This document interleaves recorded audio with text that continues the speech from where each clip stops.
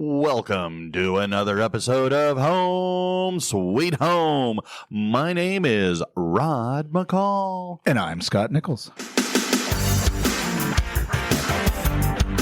All right, so I've been working with a variety of kids. And they've got all kinds of interesting issues that have brought them, into counseling. Okay. And it's got me thinking, and I know that we deal with this a lot in the classroom with a variety of kids that struggle with appropriateness and ability to, how shall we say, control their emotions. True or false? I mean, of course. I mean, kids, adults, everybody has problems with that. Well, that's true. That is true. All you got to do is read any news article, and a lot of times it's about one person getting pissed at another, whether it's a road rage incident or something like that. But here's the thing. When we're raising our kids, and you've successfully raised 3, we teach them the basics, such as learning their ABCs. Yep. We teach them how to tie their shoes. All right. But how much do we really invest in teaching our children how to handle their big emotions? Frustration, sadness, anger, fear, excitement. Mm-hmm. I mean, part of me goes, that's what I think is great about sending your kids to preschool and like mommy's day out kind of daycares once in a while, because if kids have to play with other kids... Yeah, I mean, definitely socialization is involved, right? And so you have to be interacting with others to be able to realize those emotions and then learn to deal with them. Exactly. And so I wonder, again, thinking back to the kids that came through our classroom, and, with some of the kids that I work with, how much investment did mom or dad make when teaching their kids how to handle their emotions? And then I sometimes wonder, do mom and dad not have good emotional regulation themselves? And so kids are learning by watching mom and dad, so they act according to what they see. I don't know. It got me going down a weird rabbit hole. I mean, I don't think it's weird. I think, as children, we learn from whatever people we are around, particularly adults. Okay, right? yeah. So, I mean, even as children, we know that like adults are the people that we should mimic. Sure. More than our friends, maybe, and things like that. Even though we might, as teenagers, we might not want to do that. I think everybody knows that, eventually you're going to be an adult and you have to do things the way that your parents do them, and so however they do those things is what you learn. Sure. Right? I mean, when we taught government, we talked about socialization and how family is where you learn everything. And so you end up mimicking those things. So the bad and the good. And so exactly the good and the bad. And it got me thinking, how well did you and Eileen work on helping your kids deal with, these big emotions of frustration, sadness, anger, fear, or excitement? I mean, I think that, I don't know that we intentionally, did it. I mean, we were very young parents. And while there's no book on parenting that is really completely valid because everybody's different. Sure. There's certain things I think that fit into parenting that are general that you can follow, like having to, teach emotional regulation. But when you're in your early 20s and have young kids, you're probably not thinking of that. I was thinking more about like, I need to get as much money as I can. And we were managing all the exceptions that were coming at us all the time. So I don't know that we intentionally did it, but I think we did do it, right? And okay. And I think that's part of that is that we had the ability to manage our emotions. And I don't know that we would have done that outside of, being a part of the adult groups that we were a part of at the time. So we had some, people that we modeled after Okay. as well. And I think that's important in all things in life, right? I mean, you know, Star Wars talks about the Jedi and how there's always a master and an apprentice, True. right? For the Sith, and you know, there's always master and apprentice for the Jedi. I mean, you've got to have somebody that you look to for guidance, and then somebody is looking to you for that guidance too. Sure. And so you've got to, and I think we realized that maybe early, Okay. but that's, you know, that's something that we were involved in some groups, and then some adult type groups like church or you know, those kinds of things. And then, you know, we passed some of that on to our kids to try to teach them what we could as fast as we were learning it. Right? Okay.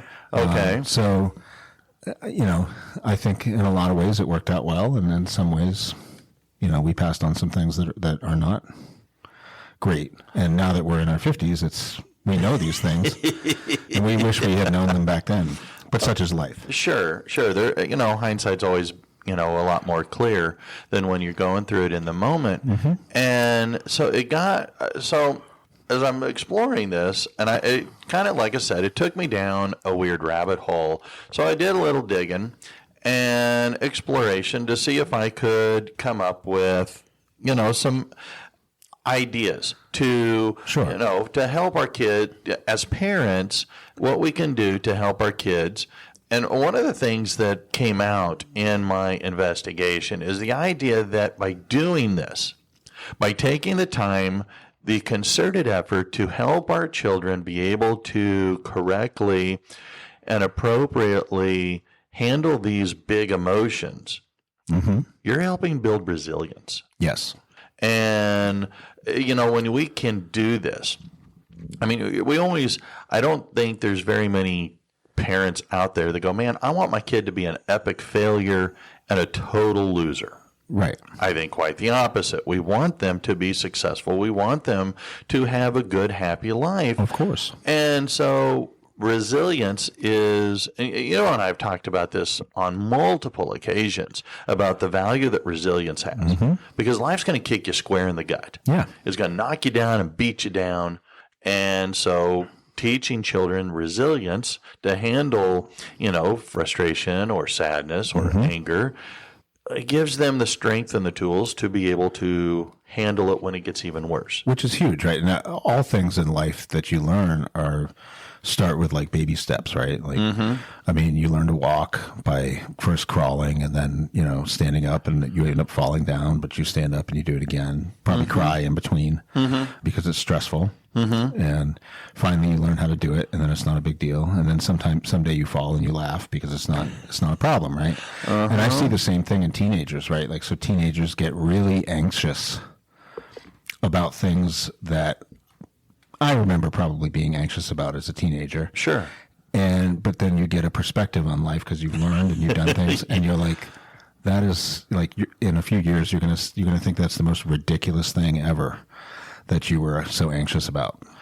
And so learning to deal with it, though, right, like you would with baby steps, I think builds that resilience, because it gets you beyond that thing, and now you don't feel anxious about that kind of a thing anymore. And so then you can deal with a greater issue, right? Perfect. I mean, I think of the things that I've gone through in life, and some of the things that I've fretted about in my 20s are nothing, right, compared to what I might have had to deal with in my 40s. And if I didn't deal with them well in my 20s, then I would have been a disaster in my 40s. You know, the way you say that, I'm glad you do, because here's what I totally agree with. Yeah. Well, one, I agree with what you're saying, because if we can learn these skills ourselves, if we can pass these on to our kids, then they develop that resilience to be able to address that stress and that anxiety and counter that depression during their adolescent years. Right. Because we all know middle school sucks. Yeah. We all know that high school can be extremely challenging. See, but as an adult, I mean, I could go back and do high school. Like, I could be the boss in high school. Oh, well, right? yeah. I mean, hello. I would have fun. How many decades have we spent in high school?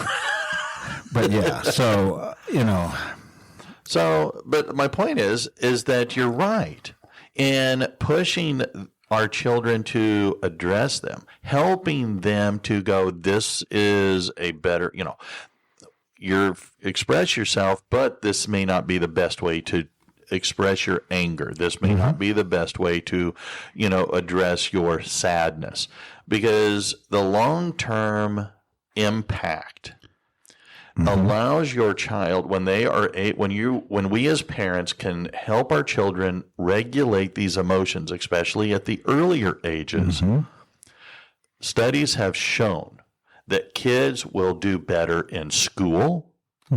They will have much healthier, stronger, longer lasting relationships, and they can be able to display greater empathy towards others.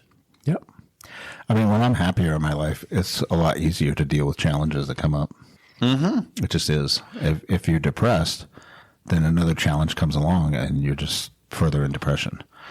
But if you can find a way to be happy and to, overcome some of those things and live with some joy, I mean, challenges come up and they're not that big a deal. Well, for the most part. Sure.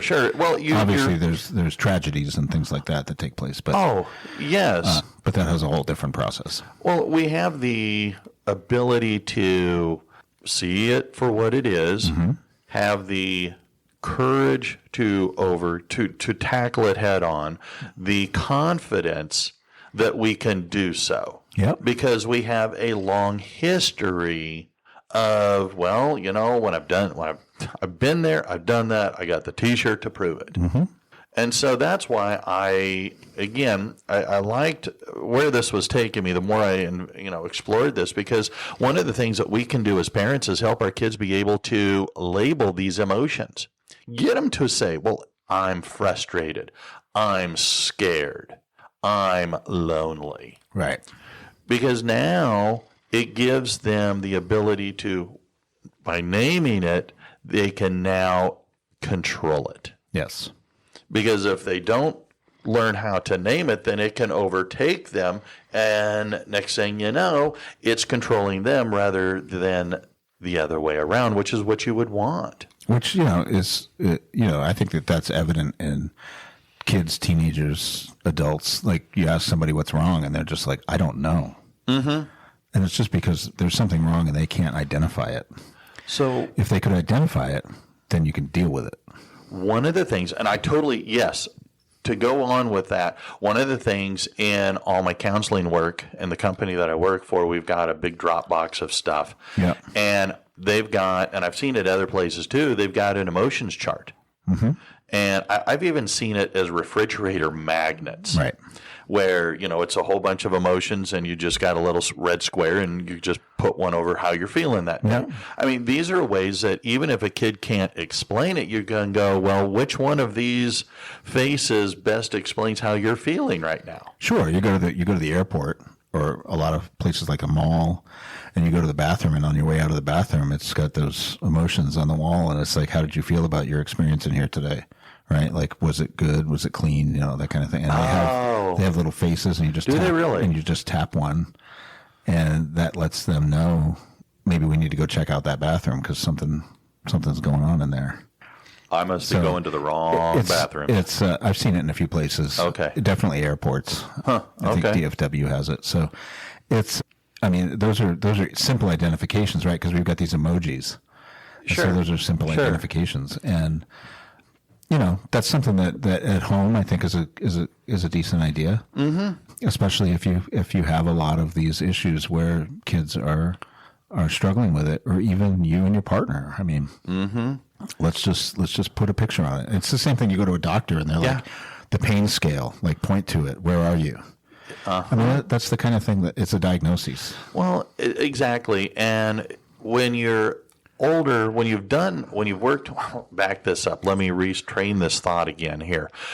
I think using the pictures with littler kids is a great way to help them, so that by the time they get to be, 8, 9, 10, now they can maybe verbalize a little bit better. Yeah.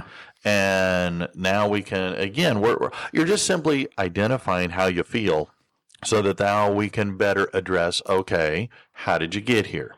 And, okay, what would you like to do?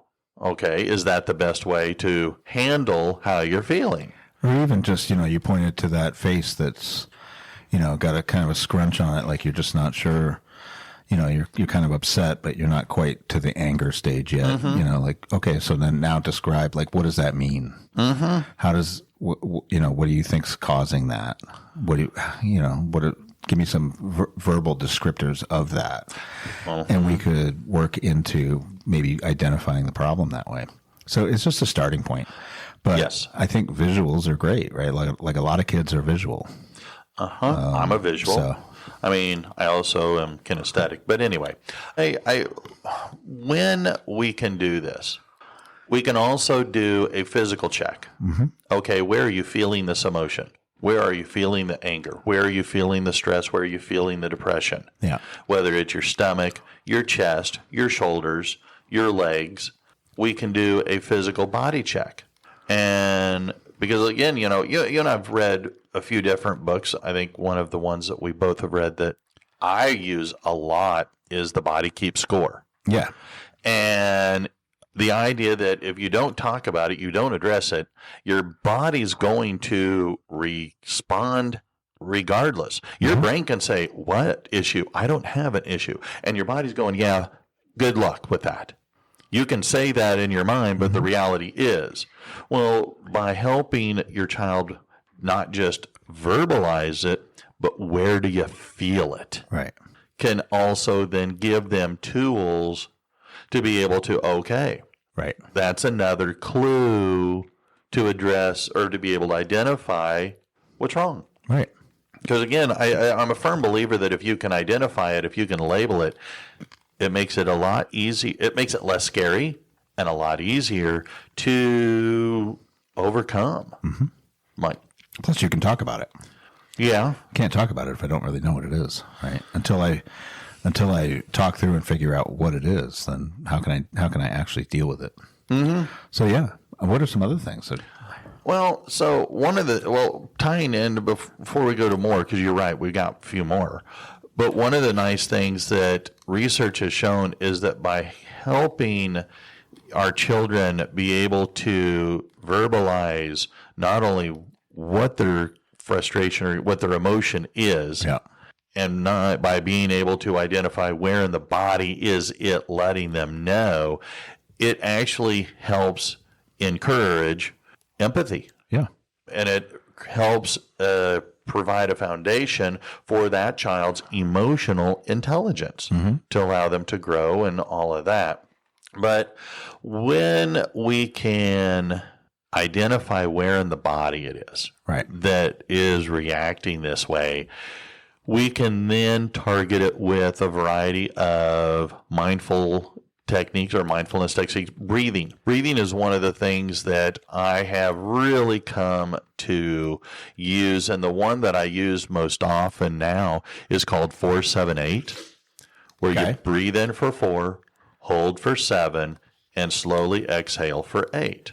And I've been using that with my clients for several months now, and every single one of them, even the kids, go, you know what, it does help. It helps them slow down, helps them recenter, and it helps their logic brain overcome their emotional brain to be able to better think. I mean, breathing has always been a technique for a thing. I mean, you see it in a lot of different, it's in yoga, it's in different exercises, right? And we know that your breathing rate changes your heart rate. Right. So if you slow down your breathing and you slow down your exhaling and you slow those things, then your heart rate changes. And so your anxiety level can go down and all that. So that just goes back to the body keeping the score, right? Like your mind controls your body. So if you can control your mind a little bit, you can, get that body under control and then think more rationally.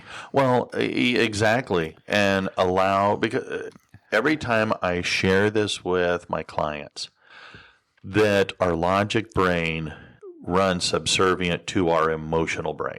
That emotional brain is tied to the most basic, elemental survival instinct that was developed first in the brain. And that when it kicks into overdrive, our logic side just shuts down and it cannot communicate any way that we can learn. So so being able to teach them this, and by sharing with our children at earlier ages, that, okay, if breathing won't work, I use the 5, 4, 3, 2, 1. So you take your 5 senses. What is 5 things you can see? And you name them. All right, what are 4 things that you can smell? What are 3 things you can hear? What are 2 things that you can touch? What is 1 thing that you can, I forget, whatever the other sense is that I'm missing here. But basically, smell, thank you. But by doing so, again, just you're slowing. Sure. You're right. You're slowing that heart rate down, but you're teaching kids to basically, you're teaching them to calm down. Yeah, I mean, it's a regulation, right? I mean, just look at social media and see how many people aren't regulated. Oh, yeah. I mean, all these people are keyboard warriors that are just, they literally, there's probably something else going on in their life. And so they go to social media to take it out. Oh, yeah. Right, to get that frustration out. Thank you. And they don't care about who they're getting it out to. So, definitely if we could control that better. And I like that mindfulness technique. I like that breathing exercise. I think that's good. And I do a similar thing where I just calm down and I kind of retreat to a space that's for me, right? And that's kind of private. And then I just calmly, slowly just think it out. I mean, I've done that in my classroom before, just during a planning period, just close my door and, just calmly just breathe, think, right? Try to slow everything down a little bit. So, I mean, that's just a way to regulate. And that is very important. And again, it goes back to what we were saying earlier, just a little bit ago. We as parents need to be able to also model this. Don't just tell our kids, show our kids. And so stop it isn't a great command. Oh, it's a great command, but might want to follow it up with a why. And you demonstrate, and it is hard. Oh, God bless America. It is hard for me to do this. And I will admit that I am not perfect in this at all. But because again, my right side of my brain, that emotional fight or flight kicks in, but I don't think it holds as much sway for as long today as what it used to. Because I'll see it and it'll trigger a memory of, oh, don't be here. Don't do that. Don't say that. And then my logic brain kicks in and says, see, now this is what I want you to do. I want you to take a deep breath. Right. I want you to 5, 4, 3, 2, 1 with your senses. Okay. And most of the time I get to maybe 2, like on the 5, 4, 3, 2, 1, I get to 5 and to 4, and then, okay, I'm recentered. Thank you very much. Or the breathing, I may only need to go through a couple of cycles, and I'm refocused again.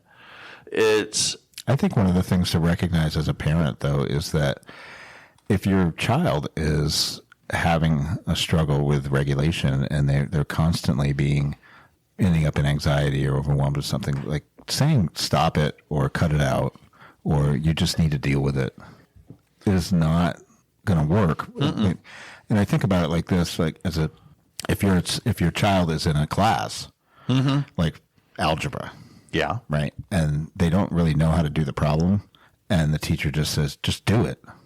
I mean, that's not going to work, right? Yeah. There's something they didn't learn. And so you need to back up and teach them the thing that they didn't learn. And so that they can deal with it. And this is true for adults too, right? Adults sometimes get out of regulation and cause things. That means that there's something they didn't learn, right? There's something more to do. I mean, that's why there's thousands of self-help books, which, don't always work. True. But because you need to have some mentor, somebody who's helping you along. So there's something that you need to learn, and you probably need to learn it from somebody else through a discussion with somebody else. And so the parents should do that. Yes. right? The parents should, rather than saying, cut it out, stop it, you just need to deal with it, it should be more of a, let's talk about what's happening and what's missing. Yes. And I think that this is, there's many different ways that we can address this. I think that as one of the best ways is to kind of be able to write it. Right. I recently read a study where they were talking about our ability to handwrite versus type creates much stronger neural pathways. We can communicate better. We can remember and recall it better. So handwrite a journal. Now, you're going, but my kid's 5. They can't write. Perfect. They can color. Have them draw. Have them draw with crayons, markers, whatever. Sure. But, draw your emotion. And I think that's important too, because you can, as a parent, you can give them a coloring book, and the thing that they choose out of that coloring book can probably tell you something about how they're feeling. And the colors they're using will tell you something about that as well. And I'm not a psychologist or anything by any means, but there's definitely some colors. I mean, that's why the angry face is so red, right? I mean, there's definitely some colors that associated with certain things that would do that. And I'm sure there's plenty of books to read on that, but that's important. I like this idea of journaling. I am super bad at it. I have not really done it. My wife does it all the time, and she has years of journals, and she can go back and read them and go, wow, I've made some real progress. And I just look at myself and go, I don't know. I guess I made progress. Like, I don't have any way to measure it because I never wrote anything down. And then you think about, like, historically, people like John Adams or whatever, like, they wrote everything down. And, I'm glad they did, because that's posterity now, but we get to read them. But, like, for my own life, I just don't have that. I kind of wish I had done that.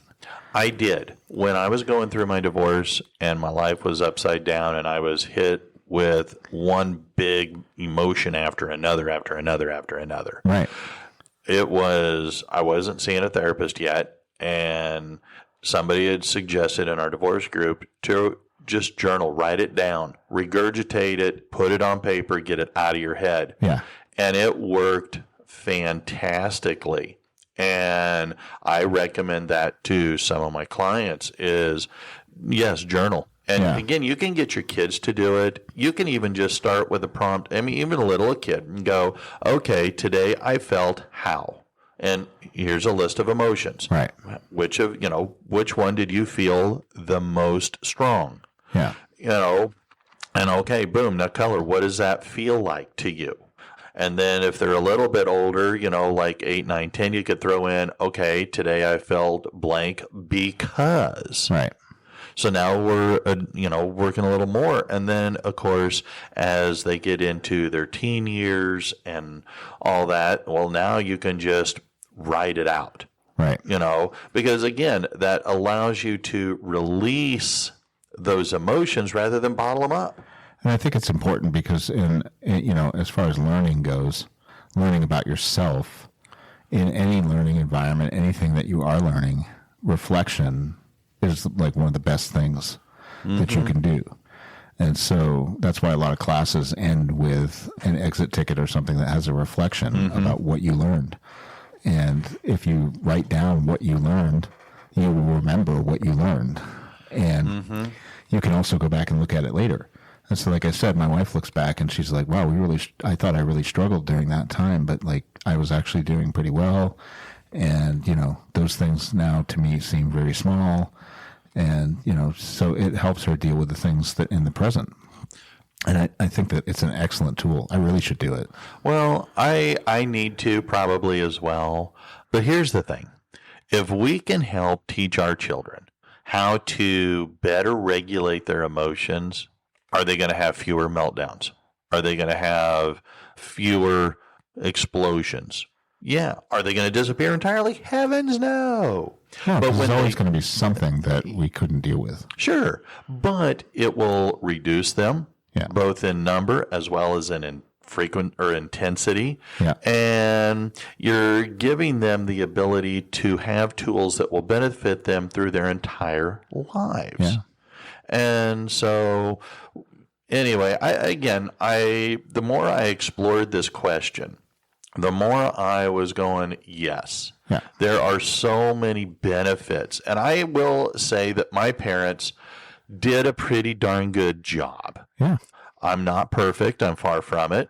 But I do find that I have a better understanding. Yeah. And one day I hope to be a grandparent and hopefully be able to share some of this information on with. Well, fortunately, you're a counselor, so That's true.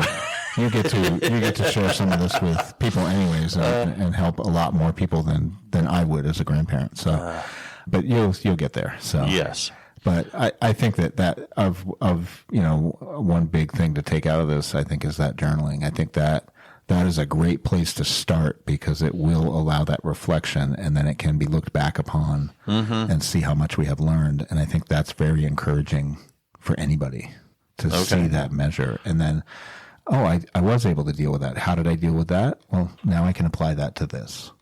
Okay, And true. so Yeah. having kids do that will give them a tool that they can use in their adult life. So, yeah, Perfect. I mean, this is excellent. I think this is good stuff. I got to figure out how to fit journaling into my schedule. Well, it's like so many things. If you make time for it, it'll happen. Yeah. But easier said than done. So emotional regulation for kids. Yeah, definitely. All right. We got to work on it. Well, then I guess we both have work to do. So until next time, my name is Rod. I'm Scott. See you later. Bye-bye.